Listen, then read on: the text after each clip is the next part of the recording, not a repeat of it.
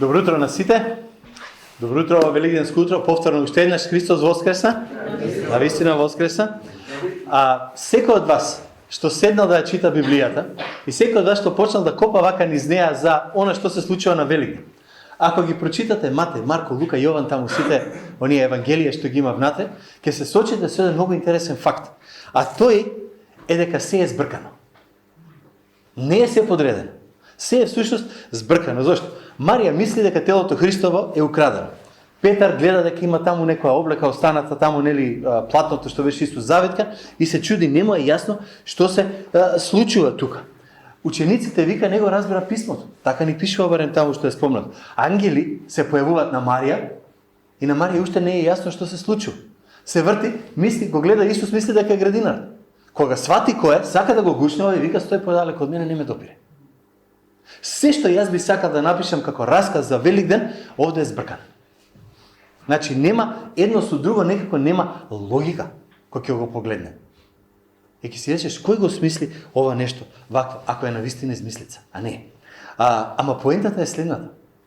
Великден е таква случка во светот, таква случка во човечката историја, што не можеме да ја скоцкаме со нашиот човечки ум, едноставно не ја збира.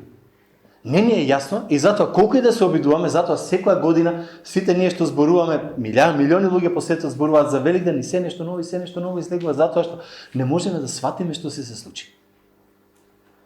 Има еден автор, Енти Рајт, тој е многу интересен, вика, ние се обидуваме, вика, морето да го ставиме во шише.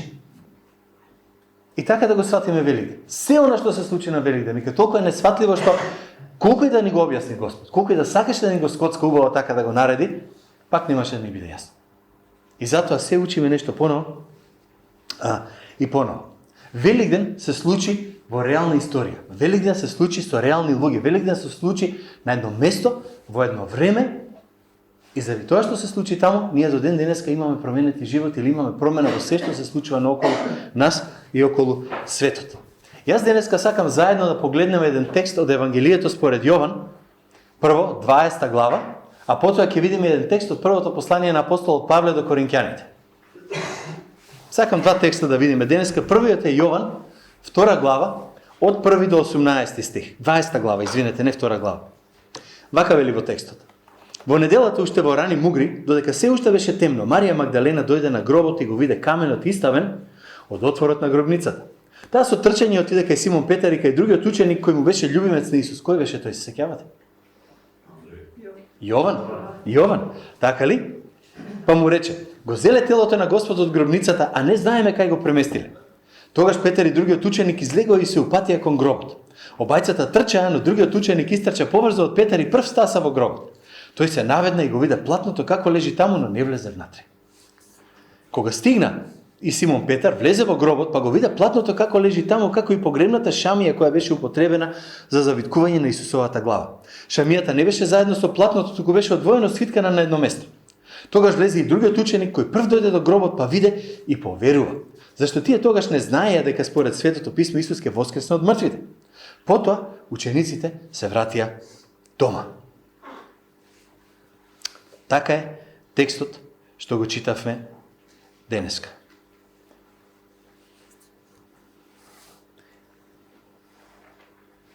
Марија Магдалена пак стоеше надвор од гробницата плачејки. Додека така плачеше, таа се наведна над влезот на гробницата и виде двајца ангели во бело како седат на местото каде што било Исусовото тело, едниот кај главата, а другиот кај нозете. Ангелите ја прашаа: Марија, зошто плачеш? Го зеле телото на мојот Господ и не знам каде го преместили, им рече таа. Што он го рече тоа, таа се сврти и го види Исуса како стои таму, ама не го препозна. И Исус и рече: зошто плачеш? Кого бараш? Мислејќи дека тоа е градинарот, Марија му рече: Господине, ако си го зел телото, ти кажи ми каде си го преместил, јас ќе го земам. Исус и рече: Миријам или Марија. Таа се сврти и му одговори на хеврејски рабани, во превод значи учителе. Исус и рече: немој да се држиш за мене, зашто се уште не сум се вратил кај небесниот татко. Оди кај моите ученици и кажи им дека јас се враќам кај мојот татко и Бог, кој е и ваш татко и Бог. Тогаш Марија Магдалена отиде и им јави на Исусовите ученици: го видов Господ. Потоа таа им го пренесе она што Исус им го кажа. Ви звучи веројатно? Исто толку веројатно како оние мејли што ви доаѓаат многу често. Ова почитуван господине, почитувани, знаете, јас сум адвокат на таа и таа голема личност, таа умре, ви остави пари, јавете се, пишете пари да ви дадеме. И одма знаеш, и кажеш, да, сега ќе гледат, ќе не лажат. Ама кажете ми, кој од вас не го прочитал тоа? Барем еднаш. Ајде да видам што се случува. Ајде да прочитам. Знам дека е премногу убаво да биде вистинито, некој 20 милиони долари или 2 милиона или 500.000 евра да ми остава, ама сепак, дај да проверам. Ја ако нешто испадне пак. За мнозина, кога го слушаат ова случкава со воскресението, е многу слично. А ова измама. Нешто измамиле, нешто излажале, уште од самиот почеток ќе се сетите на Великден, овие евреите се обидуваат да најдат начин да подплатат, да подмитат, ајде да пуштиме лажна вест, да направиме нешто луѓето да не веруваат. Ветува нешто што е премногу вистинито. И вистина, воскресението ветува нешто ново. Нешто што е многу поинакво, нешто што ние нема да го разбереме во целост, додека ние самите не воскреснеме. Ајде да видиме што се случува тука во овој текст. Затоа што е многу убав како вовед, па и да не научи неколку важни работи. Прво, да видиме како се развива самиот расказ. Расказот се развива многу разумно и многу логично. Марија Магдалена си доаѓа на гробишта. Да си го види погребаниот близок човек. Гледа дека е отворен гробот, се распаметува и трча назад, им се враќа кај учениците и вика, го украле телото. Учениците да видат што се случува, трчаат назад, се враќаат на кај гробот. Јован е помлад од Петар, доаѓа прв, трча побрзо, стигнува прв до гробот, не влегува внатре, си вика, не знаме што се случува тука, дај застани, почекај, доаѓа Петар, знаеме, Петар решава да направи што треба, скока внатре, гледа дека гробот е всушност влегува внатре, гледа дека е празен, нешто не му е јасно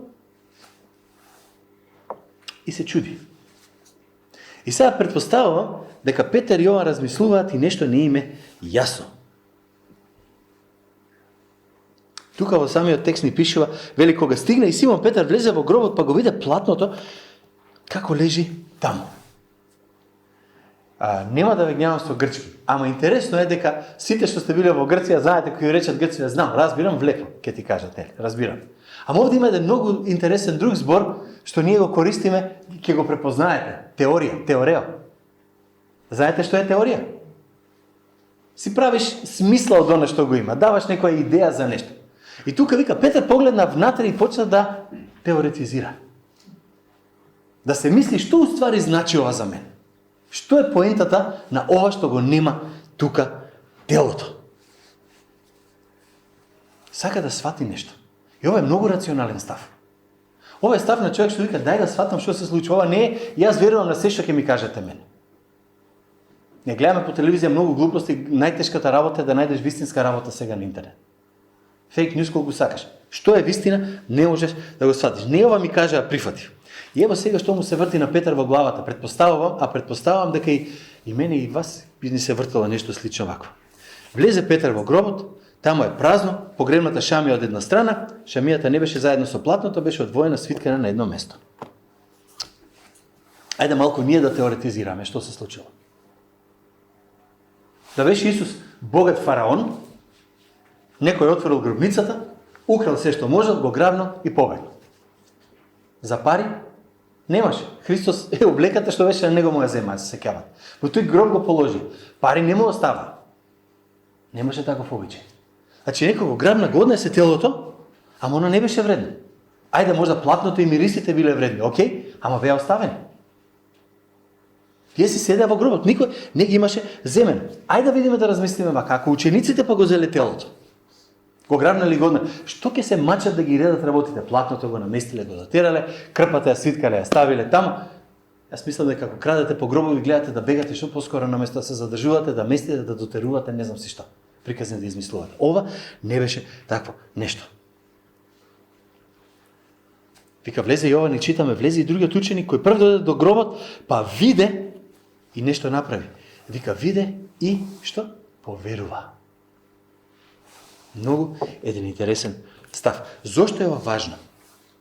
Оти некои викаат дека нашиот аргумент за верувањето од прилика оди вака. Ти си решил да бидеш христијанин. Си се родил во христијанско семејство. Не е важно, протестантско, православно, не е ни битно во кое семејство. Ама бидејќи си роден во такво семејство, ти си должен да веруваш дека има воскресение, ти си должен да вапсуваш јајца, ти си должен да викаш Христос воскресе, ти си должен да ги направиш сите тие работи. Зошто? Оти си христијанин. ја ставаме колата пред конјот. Не. На самиот почеток, луѓето што се соочија со воскресението, се соочија со проблем кој треба да го решат логички, рационално, разумски, да кажат што е ова. И сакам да видиме сите најасно. Ако не си седнал да размислиш зошто веруваш, ако не си размислил за својата вера, во моментот кој ќе ти биде испитан заради нешто лошо што ќе ти се случи, заради проблем што ќе ти дојде во живот, а и не идат на сите проблемите, ќе ти се распадне верата. Затоа што не си размисли што всушност значи за тебе. Што е поентата на твојата вера. На првиот проблем ќе ја снема. Верата по дефиниција е надеж на тоа што не се гледа. Значи верата по дефиниција е нешто на кое ние не можеме да кажеме секи си објасна. Никогаш ништо нема да си објасниме на цел. Ние не можеме да си објасниме се во врска за Бог, затоа што ако се објасниме во врска со Бог, тогаш ние сме богови. А има само еден Бог. Значи тоа не држи. Ама поентата е, повторно, ќе цитирам еден автор, вика, верата е повеќе од колку само рационално размислување, ама не е ништо помалку од тоа. Зошто си избрал да бидеш христијанин?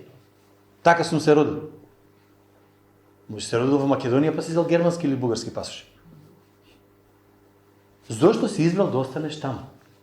Зошто си избрал да викаш Христос воскресна? Зошто си избрал да вапсаш јајца? Зошто си избрал да кажеш ова е најголемиот ден во годината, дека Христос воскресна на тој ден? Зошто го направи тој избор? Многу битно прашање. Дека од него зависи во што си ја ставил верата. Во традицијата ќе те напушти, ако е нешто друго, ќе заглавиш. Петар и Јован беа на лице место. Видеа, донесува заклучок, некаков, и вика Јован поверува. Овде стварно се случи нешто. Што е со мене и тебе да видиме сега? Како ние да донесеме заклучок? Што имаме ние да донесеме заклучок?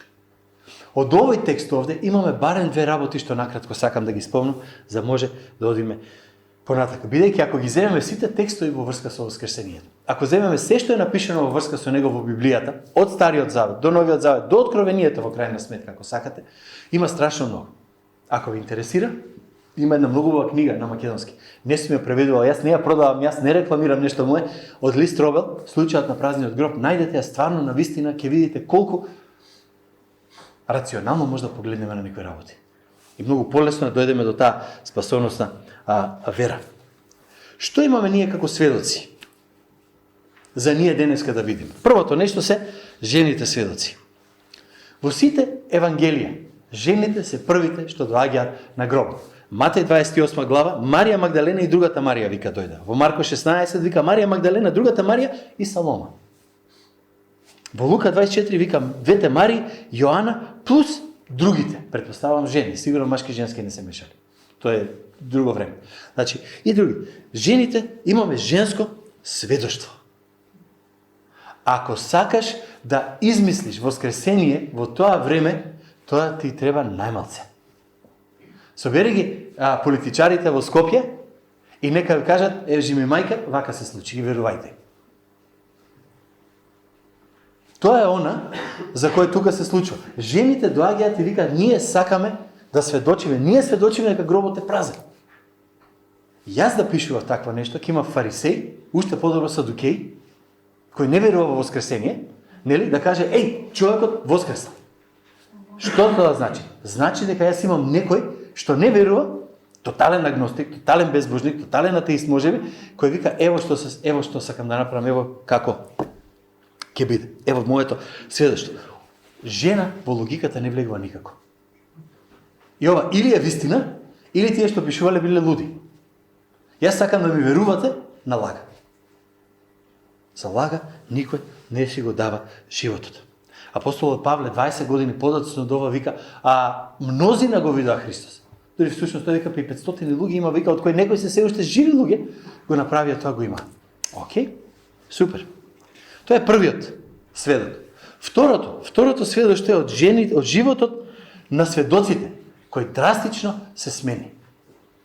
Животот на сведоците се смени многу драматично. Петер и Јован бара докази. Марија вика, Исус го нема. Петер и Јован трчаат да видат, да бе, стварно го нема. Видоа, поверува. Ке рече, ајде, го видоа тоа. На Марија повторно и требаше да го види Исус. И знаете зашто беше ова важно? Зашто сите сака со неверица гледа. Исус не беше првиот што дојде што го нарекува Месија. Ако гледате историски, Месија имаше еден куп. И сите тие Месии беа функционални, беа ефективни, луѓето ги следеа до моментот дека не ги фатеа римјаните, ќе ги распнеа на крст, ќе ги убија и готово. И работата беше, не беше овој, ајде да чекаме друг. Тоа се случи не еднаш, неколку пати. Ама ако читате за религијата на евреите во првиот век, ќе видите дека сите веруваа во воскресение, тоа не беше спорно. Ама воскресение на праведните, затоа зборувавме пред некој ден, се сеќавате случката кога Исус беше на гости кај едни луѓе, ама воскресение на сите праведни на крајот на светот. Не воскресение некаде сред човечката историја. Плюс, да кажеш дека овој човек овде е Бог, да не беше богохулство кое немаше начин да го прифати некој, без да биде спремен да го утепаат со камења. А сепак, за кратко време, многу евреи го веруваа точно тоа. Зошто? Од имаше многу докази. Ама воскресението исто така од овде. Може да го погледнеме и како еден чин полн, јас ќе кажам, со благодат и полн со милост. Забележете како Исус и се обраќа на Марија. Петар Јован седнава, забележите го Исус како и се обраќа на Марија. Таа е на гробот. Сите ние сме загубиле блиски, сите ние сме биле на гроб и сите ние колку и да сакаме и да некеме, знаеме да седнеме и да просолзиме. И ќе застане тука, стои и плаче. Полна е со емоции, го бара, го нема. И нешто не е јасно. Таму е полна со љубов. Ама е заблудена. Бидејќи не го бара вистинскиот Исус. Марија го бара човекот Исус. Марија го бара човекот Исус што умре на крстот и што го погребаа.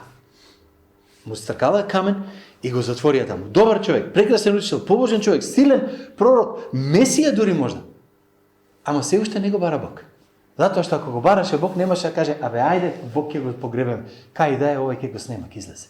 Ниједен од учениците не помисли дека Исус ќе воскресе. Нивната вера беше во еден голем, силен, моќен човек. И Исус се обраќа на начин на кој таа ќе го разбере. Интересно е, почнува со неа разговор. И од тој разговор сака таа самата да дојде до некој заклучок. По 15 стих вика Исус и рече, зошто плачеш, кого бараш? Како да ја вели, ај опиши ми што сакаш да најдеш. Еден човек, мртов, требава да е затворено тука, јас ќе дојдам, нели, на гробот, ќе дојдам денес, утре, други ден ќе идеме на гробишта. Тоа бараше. Не бараше воскресот Спасител. И затоа Исус и се откри. Има тука една библиска вистина. Само ако Исус ти го отвори умот, можеш да го разбереш и да го видиш. Ако не ти го отвори умот, џабе. Дури разумот ќе те донесе до негде, ама не во целата вера, ако Исус не те повика. И овие се тие централни поуки од самата Библија. Значи, пак, колку да го бараме, нема да го најдеме ако самиот не ни се објави. Ако Исус не ти се објави, ќе бараш човек, ќе те донесе разумот до негде и ќе речеш, ева во Исус во кој јас сакам да верувам. Ама тој Исус нема да биде Богот на воскресението. Нема да биде Исус Богот на Великден. Голем човек, убав човек, се фино. Нашиот ум, разум, нашата култура, се сеќавате на почетокот што реков, не ни дозволуваат да го ставиме Исус во нашите рамки. Ние знаеме што сакаме. Да ви дадам сега на сите што седите тука едно ливче да кажам, напишете што сакате, каков Бог сакате да имате. Не? Па сакам Бог што ќе прави што? Ќе почнете да пишувате. И сите ќе имате различен Бог. А Бог е еден. И ако Бог е еден, тоаш можеме да го разбереме само ако тој се открие и каже, еве, кого го барате. Јас сум тој што треба, што сум тука. Само Исус кој ќе дојде кај нас, ќе ни извади од таа кутија во која се ставаме. И второто нешто многу важно е се спасуваме по благодат. Не по некакви заслуги. Марија Магдалена. Марија многу убаво име, мнозина го носат. Магдалена многу убаво име, мнозина го носат. Марија Магдалена, или Марија од Магдала, ако сакате таму. Беше жена за која зборува Лука во 8 глава. Жена од која вика Господ изборка 7 демони. Како и да разбирате, што и да разбирате за демони и за таму ваму, Библијата зборува за тие ствари. И Исус зима личност, како Марија Магдалена, жена со дубиозно потекло, жена за која бајде ние ја познаваме која и каква е, да биде првиот сведок на воскресението. Ти, Марија, ја имаш честа, прва да кажеш, гробот е празен. Ова не е благодат? Што повеќе сакаме од тоа овде? Не најде маж, не најде некој во општеството од оние големите од Добро утро, Ана, Кајафа, некој да види да каже, еј, браво, види, стварно се случува, извинете, сгрешив, ова беше Спасител Христос. Не. Е најде Марија и даде благодат. На равучение Исус не спасува врз основа на педигре. Исус не спасува врз основа на тоа од кој библиски народ сме ние, или колку сме читали, или колка ми е Библијата, или колку знамо од Библијата. Исус спасува по благодат, не по социјален статус, не по апсолутно ништо друго. Спасува такви за кои знаеме дека не се достојни, за кои тој знае. И еве е спасителната благодат на Исус. Тоа е многу важна, убава работа. И всушност тука е многу интересно дека Исус самиот се понуди.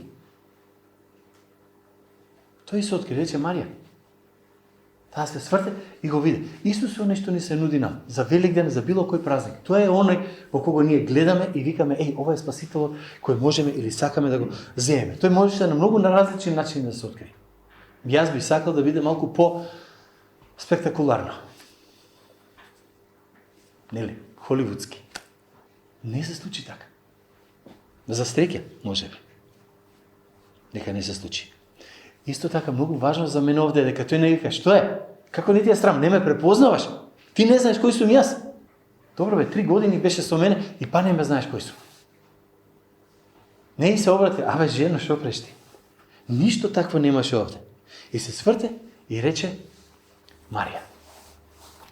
По име и презиме. Една многу битна работа за сите нас денеска. За Христос си важен и важна ти. По име и по презиме. Не во толпа, не во куп, не во група, ајде сите ние заедно. Ти. Денеска, последниве неколку години, особено онај трули запад, што го викаме ние, многу се зборува за идентитет. За политиката на идентитет, за тоа кој е мојот идентитет, кој сум јас, каков сум. Идентитет, патем речено, само да знаете, не се добива така што ќе кажеш сакам да ме гледаш ваков или онаков. Сакам ти да кажеш дека јас сум тоа и тоа. Така не се добива идентитет. Идентитетот се добива само тогаш кога ти почитуваш некого, кога тој те почитува тебе и вика врз основа на мојата почит кон тебе, јас сметам за тебе дека ти си, ставите 3 точки, дополнете си сами. Идентитетот не е нешто кое може да кажеш јас сум ова и си да ќе кажат амин на таа работа. Идентитет имаш кога тој другиот од таа страна го потврдува тоа што ти го зборуваш. Марија. И вика. И она нема каде. И го препозна и го виде. Некој кој го сакаш. Исус, создателот на светот. Ве сака, вели, со вечна љубов која никош не престанува. Спасува еднаш за секогаш. И затоа мислам, нема да се задржам многу, ама затоа мислам дека овде причината е што ни вика не се држи за мене. Јас одам кај татко, те молам, не ме фаќи. Точно затоа мислам дека е причината ти вика ќе добиеш повеќе отколку само да ме допнеш сега. Што беше тоа повеќе? Знаеме 50 дена подоцна на духовен дојде Божиот Свети Дух кој живее во срцето на секој верник и кој каде и да сме, што и да ни се случува. Физичката присутност Божја немаме, ама знаеме дека е со нас. Тоа беше овде причината. И како што вика апостол Павле, знаете во Римјаните 8 глава 38 и 39 стих, еден прекрасен текст, имаме песна за ова што треба да се пее. Зашто сигурно знам дека ни смртта, ни животот, ни ангелите, ни властите, ни сегашноста, ни иднината, ни височината, ни длабочината, ниту пак кое било друго создание нема да може да не оддели од љубовта Божја во Христос Исус, нашиот Господ. Кога Бог не запечатил, не запечатил. Знаете што вика ова? Твоето спасение е сигурно. Бидејќи треба да е нешто надвор од светот, надвор од созданието да ти го одземе. Ако Бог ти го дава, Бог сигурно нема да го земе назад. Не се. Тоа е друга приказна, друга случка. Ама се надевам дека нема сега да каже некој оти, ево, ова е удира на емоции сега за Великден. Знаете, ќе зборуваме за ова, ќе зборуваме за она. Ај малку логика. Оти мене логиката, ние некој пати, ја сакам, ај така да кажем. Прво Коринќаните 15 глава 12 стих. Апостолот Павле сака да им каже на тие кои викаат, ајде да видиме, ајде разумски можда вака, овака фино да ни дојде на душа, супер за Великден кога зборувам. Ајде да видиме има ли логика во вашите муабети.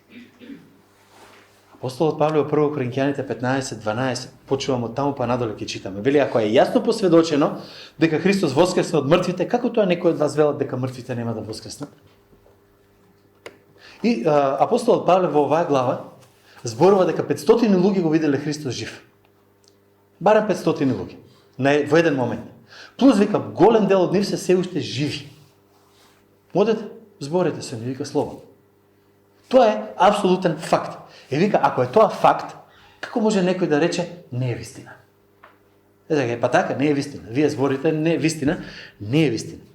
И Павле сега сака да најде начин со аргумент да им каже на тие во Коринт, кои го негираат воскресението, дека воскресението мора да се случува. И овде е многу интересно, за да не мислат неговите читатели дека разговараат со некој неписмен, со некој што сега ќе тресне некоја зелена, па ќе каже ова од Господа дојдено, он вика, ајде да го употребам вашиот начин на логичко размислување. Овој текст што го читате таму, ако ви интересира, е начин на размислување или начин на полемика кој го водел еден Зенон, се вика еден нимни филозоф. Потоа римјаните го прифаќаат и они го нарекуваат редукција ad absurdum. Со други зборови они викаат вака: ќе се ставиш во чевлите на противникот. Ќе го земеш неговиот аргумент, ќе го развиеш до крајната логика и да видиме кај ќе не одведе. Вика Павле да го видиме на овој начин како одиш. Почнуваш прво со логичните претпоставки. Како? Вика вака: ако е невозможно мртвите да воскреснуваат. Сите сте били на школа, знаете што значи теорема, нели како се докажува. Ако, тогаш. Апостолот Павле вика оде: ако е невозможно мртвите да воскреснуваат, тогаш вика по таа логика ниту Христос не воскресна. Нема исклучоци. До тука, окей, нели? Сега, ако е тоа невозможно за мртов да воскресне, ако е невозможно, кои логички вистини произлегуваат од тоа? И он вика, па прво вака. Прво, се она што ние зборуваме и цела ваша вера се џабе. Логично, нели? Па тука не можеме да мрднеме. Ова пат е многу добар аргумент за секој од нас кога ќе се сретнеме со некој што вика јас сум христијанин, ама не верувам дека Христос воскресна. Зошто? Па ете така останало од старите, така по традиција си го тераме ние. Вика воред, нема логика. Ова е ментален проблем. Ти нешто не веруваш, а го обожуваш. Тука нема логика, разум веќе тука нема. Ама по таа логика, и ова што јас денеска го зборувам без врска. Џабе си го губам јас времето, џабе си го губите вие времето, без веза си го тепаме времето овде и џабе седи. Човек од страна може би ќе каже, окей, во право сте, џабе си го врвите времето. И мојата вера и вашата вера се без врска. Понатаму станува полошо. Ево која е логичната последица. Би испаднало дека тоа што ние го кажуваме за Господ е лага. Бидејќи ние сме сведоци, апостол Павле вика заедно со другите, ние сме сведоци дека Бог го воскреснал Христос. Така. Значи јас зборувам во името на Бог. Би испаднало дека тоа што ние го кажуваме за Бог е лага, бидејќи ние сме сведоци дека Бог го воскресна Христос, а ако е невозможно мртвите да воскреснуваат, тога значи Бог не го воскреснал на Христос. Ајде да го расклопиме ова попросто да кажеме. Јас стојам и велам, јас зборувам во името на Бог. Што кажувам? Бог го воскресна Христос од мртвите. Може ли мртвите да воскреснуваат? Не може. Значи јас зборувам лаги во име на Бог. Ние, всушност, лажеме во името на Бог. Ама, ако Христос не бил воскреснат, тогаш вашата вера е безвредна, добро де, ама поголемиот проблем е во следниот дел од стихот. Вие сте и понатаму под осуда за вашите гревови. Заборави го Бог, заборави го Христос, не можеш да ми кажеш дека не грешиш, дека немаш проблем со гревот. Не можеш да ми кажеш дека нешто однатре те јаде и ќе те уништи. Секој од нас многу добро си знае кога ќе направи грев. Мало дете знае кога ќе направи белја па бега. Како ќе го решиме тој проблем? Логиката до тука води никако. Зошто? Па Бог не кажал, Христос не воскреснал, гревот, проблемот со него не е решен, јас се уште сум во своите гревови. За мене ослободување нема. Нема. Крај. Знаете зашто е ова опасно? Ние не добиваме оправдување затоа што Христос умре. Ние не добиваме оправдување само затоа што гробот беше празен. Ние добиваме оправдување затоа што луѓето го видаа воскреснатиот Христос жив. Затоа што тој се појави и каже, ево ме, тука сум. Воскресението е Божиот доказ дека Христос го реши проблемот на гревовите. Малку за тоа, малку подоцна. Ај погледнете кој да сакате религија денеска. Замислете. Источните, конфуцијанизмот, интересен како филозофски систем. Погледнете го будизмот, погледнете го исламот. Во ниеден од нив не се појава воскресение. Не се појава воскресение. Знаете зошто? Затоа што не се бават со гревот. Не дават решение за гревот. Ниедна од овие религии не реагира со грев. Најблиската на нас исламот. Исламот зборува за тоа што е халал и за тоа што е харам. За тоа што треба и тоа што не треба се прави. Ама не вика ова е греф, ова те носи кај Господ. Освен сирк. Ама ајде не влегуваме таму. Значи, што е проблемот тука? Проблемот е дека ако нема смрт и воскресение, нема решение на најдлабокиот мој и твој проблем, гревот. Павле вика, гледайте колку е абсурдно. Вие сакате да имате мир во срцето, доаѓате во ситуација, самите да кажете, одиме во очај. Постовремено кажем на екзистенцијализам. Ништо повеќе, готово. Завршивме со таа работа. Тоа е проблемот. Ископајте го Мухамед, ископајте го Конфуци, ископајте го било кој друг. Ништо нема да се смени со верата и со религијата. Ама Христос не беше во гробот, затоа што мора да има воскресение ако сакаме решение за гревот. Павле вика, уште повеќе вели, тоа би значило дека и луѓето што починаа со вера во Христос се неповратно загинати. Ова значи дека секогаш кога би отишле на гробиште би требало да кажеме, ако ставиме човеков внатре, неговото вечно почивалиште, и ти тука ќе завршиш, толку ти утехата пријатно. Ако е тоа вистина, зошто се мачиме с денеска, утре и други дни понатам во животот? Зошто не го завршиме уште денес? Која логика се мачи 60, 70, 80, 90 години и на крајот да кажеш што сум направил после мене, никој нити ќе ме знае, нити ќе ме познава, нити било што, готово.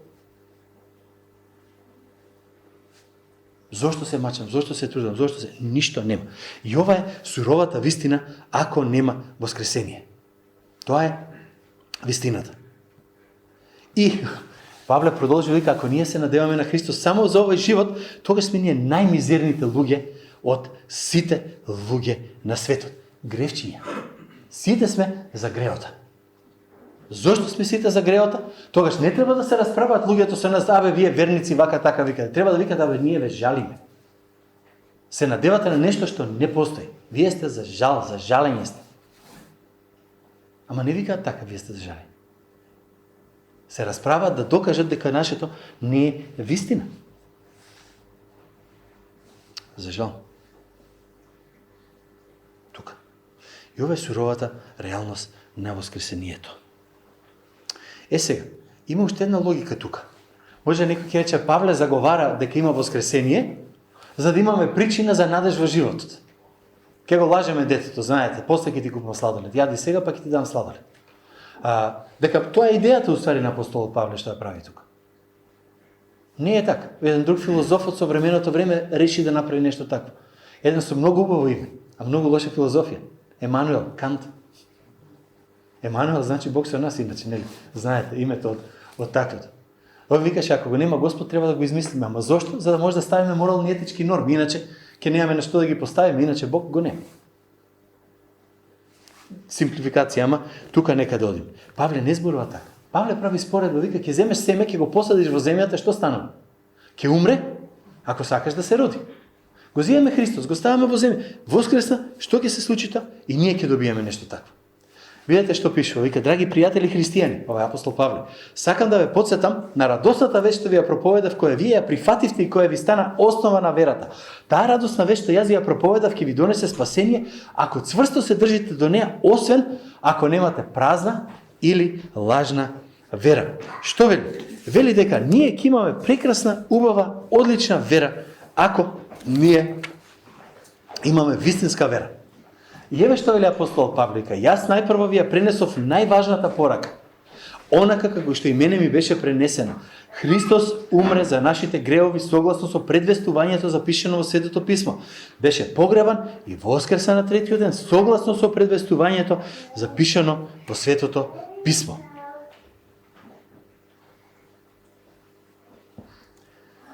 Зошто веруваме на воскресението? И со ова ќе завршиме за пар минути. Прво, затоа што Словото го тврди тоа. Павле неколку пати вика според писмото, според писмото, според писмото. Второ, затоа што вика имаме сведоци на воскресението. И тоа ни е тука. Појавата на воскреснатиот Христос пред тие сведоци им докаже на сите дека имаме Бог.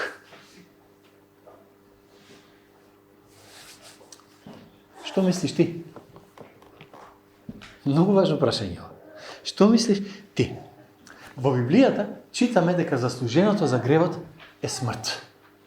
Ај малку сега наша логика. Христос велиме дека беше без грев. За Христос да умреше, мораше да му се накалеми грев. Му се накалеми гревот, мојот и твојот, за да може да умре. Ама бидејќи гревот не беше негов, можеше да воскресне. И Господ ни го потврди со воскресението, дека Бог го стави врз него мојот и твојот грев. И откако ја плати цената за тој грев, таткото го воскресна за наше оправдување. Пак ќе се вратам на тоа, што ќе направи со Христос кој умре воскресна? Многу важно, едноставно прашање. Евангелието, вика апостол Павле, тука е радосна вест за спасение. И ние ги каниме луѓето да дојдат кај воскреснатиот Христос. Ние велиме, денеска, на Великден, сите вика, дојди, врати се кај Господ, врати се кај Христос. Другата страна е дека Бог не кани да дојдеме кај Христос, Бог заповеда. Бог вика, дојди, ако сакаш да се спасиш. Дојди, иначе нема спасение. И тоа не е од мен, од Него е. Бог заповеда да се прифати Христовата жртва или да се прифати Неговиот гнев. Едното од двете работи. Ние не веруваме во воскресение затоа што нема друга алтернатива. Ние веруваме во воскресението заради сведоштвото на Библијата, сведоштвото на луѓето, кои го имавме тука, на очевидците, на реалноста на воскресението во време и во историчноста. Што ќе направи со Христос? Си знаеш, ама одбери правилно. Амин.